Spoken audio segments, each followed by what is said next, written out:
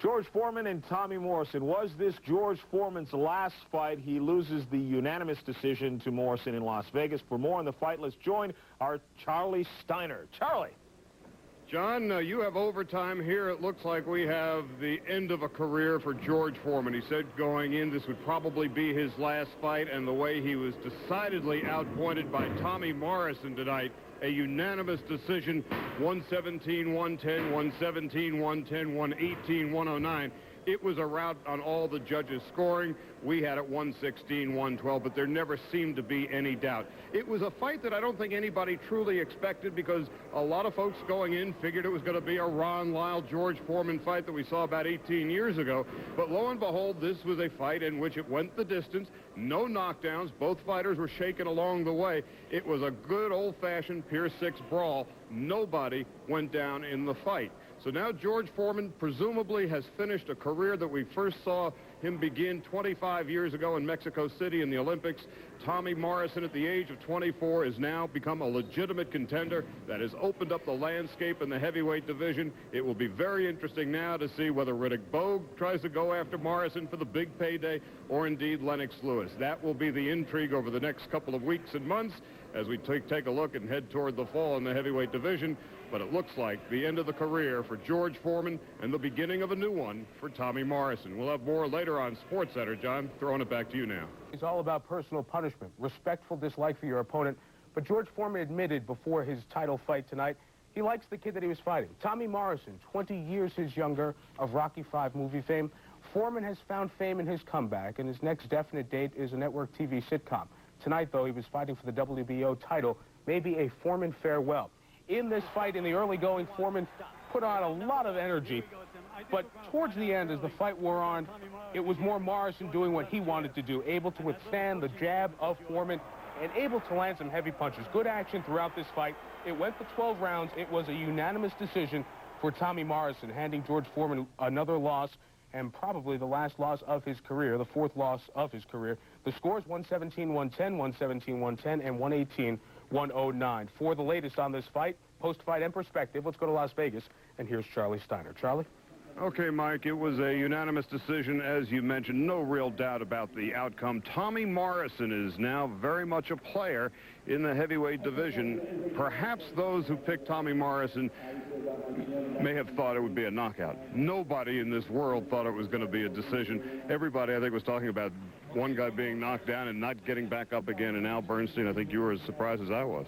Oh, yeah, definitely. But it's because Tommy Morrison fought a very disciplined fight. He actually made George Foreman come to him. It turned out to be a master strategy by he and his trainer, Tommy Vergetson, because he was coming forward. George Foreman was not able to land the power punches that we expected to see as Morrison came to him. Tommy Morrison proved a lot tonight that he's a clever fighter as well as a powerful one. There were questions about his discipline as a fighter. They were answered tonight. There are also questions about his chin. They were answered tonight. More questions from Tommy Morrison and answers. And Wally Matthews has spoken with the new WBO champion, Tommy Morrison. Wally? Tommy, you won the WBO heavyweight title tonight, but maybe more significantly, you may go down in history as the man who retired George Foreman. Any opinion on that? Well, I think George is, like I've always said, anytime someone comes along and does such a great job, kind of plays the spot of the guardian angel of the heavyweight division. He's made a lot of people turn on their television sets and brought a lot of answers back to boxing. I think that's great. That's what he should be remembered for.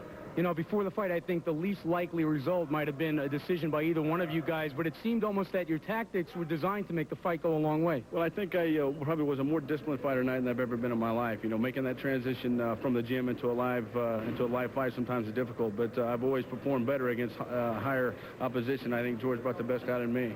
Now, I don't know if you were aware of it, but the crowd was booing some of your tactics. I think they wanted you to stand in with George a bit more. Did you hear that, and how were you able to block it out? Well, I think that's some signs of being a very disciplined fighter. I kind of had to steal some of those rounds, and, what the crowd wants isn't always what they get. But I was very proud of the discipline that I displayed tonight. Tommy, if you had your choice, who would you fight next? Well, at this point, my main objective is to just to sit back and relax and kind of reap the rewards of this a little bit and let my managers do the job. But at this point, I'm really not concerned with it. But, in a few weeks, we'll see what happens. All right. Thank you, Tommy Morrison. Back to Charlie. So 25 years ago, we first saw George Foreman in Mexico City waving that American flag, winning the gold medal. And a quarter century later, it would appear, Al, it would appear his career is finally over. I think George Foreman will certainly retire. He's got the sitcom upcoming and other things.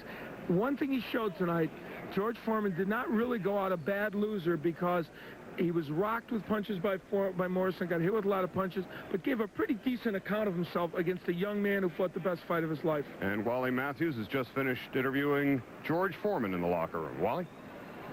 I've had so much fun this time. I told you guys this would probably be my last fight, but I kept saying the next thing you know, I probably have talked myself into it. Does that mean you can fight again? I don't think I'm going to box anymore. I mean, I kept saying it, and I got my wife thinking about it. She's already saying, we're going to go in the sands of so-and-so. We're going to lay out, and we're going to eat this, and we're going to have this. And so I've given her the impression that for the next year, we're going to ride around and have fun. So if I renege, I may be in trouble, so. So George Foreman apparently has now hung up the gloves once and for all at the age of 44, but what a long and wonderful, strange and trip it's been, huh? I'll tell you what, George Foreman has given us a lot of joy inside and outside the ring, and whatever his next endeavors, I think he's done nothing to discredit himself with this performance tonight, and nothing to take away from that famous word, marketability, that he is so wont to talk about. And speaking of marketability, Tommy Morrison certainly has that. He has become a major player on the heavyweight horizon. That's it for now. From Las Vegas, for Al Bernstein, Charlie Steiner sending it back to SportsCenter. Keith? Reality of life itself to the boxing ring, where George Foreman has made a second career having fun in a sport which doesn't lend itself to smiling while taking part. But Big George has done more than smile. He's laughed, yes, all the way to the bank. But Tommy Morrison may have helped him cash his last check. At least from inside the ring, Foreman fighting Morrison in Las Vegas for what's called the vacant WBO heavyweight title. Foreman stalked as he always does the entire 12 rounds. He did lose a point after 3 low blows in the middle of the fight, but that didn't lose the fight for him. Morrison, though visibly tired from the 3rd round on, kept the pressure on Foreman, who could do little with a man 20 years his junior. And it's Tommy Morrison who wins a unanimous 12-round decision. All 3 judges gave Morrison the win by wide margins. His only loss thus far, a surprise last time out by Ray Mercer. The biggest numbers, $1.25 million for Morrison, $7 million for Foreman. And shall we say, may the 4s be with you? Foreman, at the age of 44, has lost for just the 4th time.